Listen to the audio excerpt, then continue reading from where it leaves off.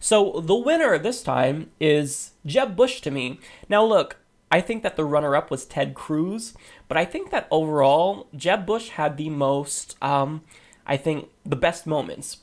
So Ted Cruz performed really well, I think, which is a crazy thing I think that I would never have said before because I absolutely despise Ted Cruz. I think he's too smarmy and whatnot, but I think that he did really well, but there were a couple of moments that kept him from being number one. Now, I'll address that later on, but I think that Jeb Bush did a phenomenal job at attacking Donald Trump. I think that he seemed like a decisive leader, and I think he came out looking really great, and I'm thinking this might actually help him in the polls.